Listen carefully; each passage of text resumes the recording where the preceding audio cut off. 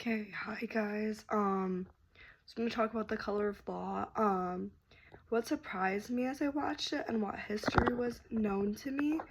A lot of it didn't really surprise me because I've heard about like redlining and talked about that in other classes before, like my US like public policy class and like poverty inequality in US public policy, but we talked a lot about redlining and its impacts and how pushing different groups into different types of housing and pushing it pushes different groups out and like kind of like the racialization of all of that. So I already knew about it. Wow, guys, my hair is a mess. We're not gonna talk about it.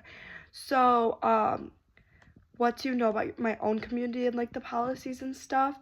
um I honestly don't know a ton about my own community like very specifically, but I know that like kind of like the history of Detroit and how certain like industry was pushed out, and once that stopped, like people ran out of jobs, like kind of the low skill kind of jobs that still paid pretty well, and all the unions and stuff like that really stopped being as effective, and white people were able to leave the city and move to these suburban like housing opportunities, and black people were kind of stuck in the city without a lot of opportunities for jobs and a stable income.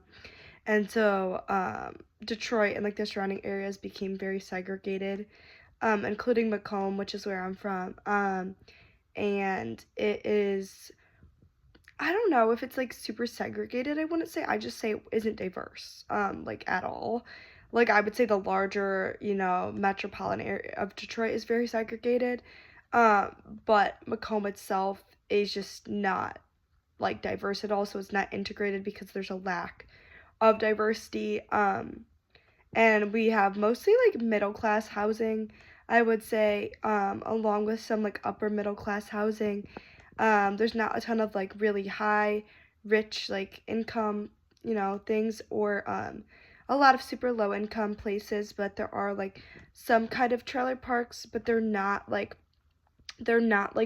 super super low income, like they're a step above kind of a stereotypical, I don't want to say trashy, but the image you would get like in a movie or something like that. They're definitely a step above that, but we have a bit of a mix of incomes in like my local high school and stuff like that, where some people live in more of those like trailer homes, and some people live in these really like nicer, newer built kind of suburbs. But almost everyone's like white. There's not a lot of diversity still. And it says we typically expect two sides to a story. Is there anything missing from The Color of Law? I don't really think so. I think it did a good job of summarizing most of the story, and kind of laying out the process of different policies and how that segregated housing and opportunities over time. If my community and school are racially segregated, how has this resulted in fewer interracial friendships, and what are the consequences? I would definitely say like there are a lot of consequences. My community and school does not have a lot of diversity, and that lack of diversity means I don't have as much cultural competency as I'd like, or like I have developed it over time. But I grew up not being exposed to a variety of viewpoints, and the area tends to lean one way politically that I don't consider myself to lean, but I wasn't educated in like any of that for a very long time. So that was definitely a consequence. And just appreciating all that life has to offer and people from all walks of life is something that's very important to me, and I didn't get that fullness of that opportunity in my hometown. And then what is thing you like to better understand about my home or community and how I came to live there?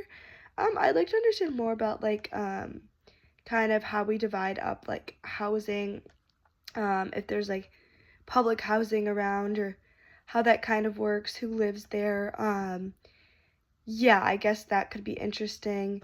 And how I came to live there, I kind of know the story already.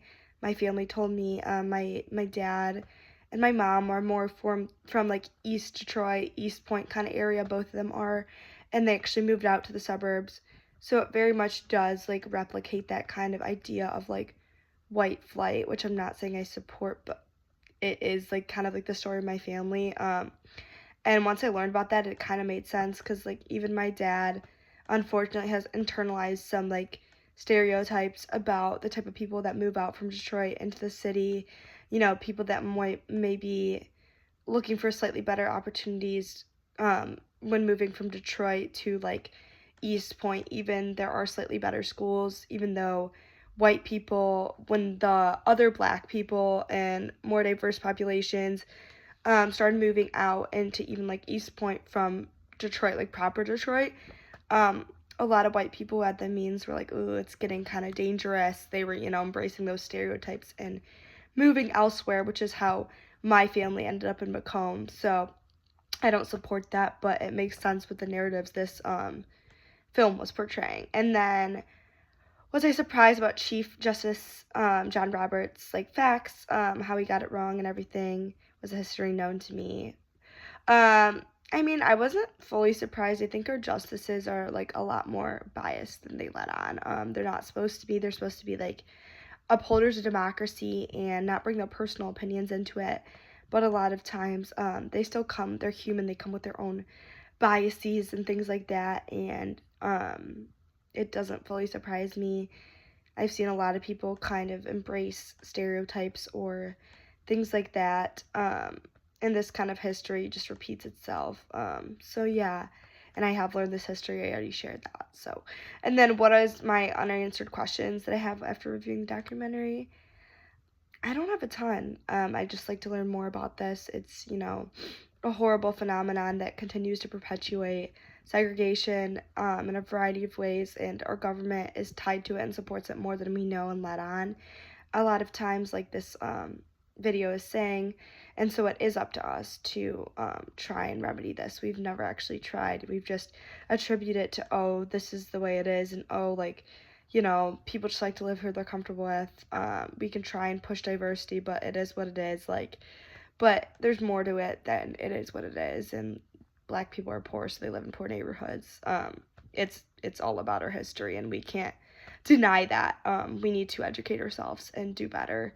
So, not really questions, but just implications to take action in the future, and hopefully other people are able to educate themselves on this because it is really important. So, yeah.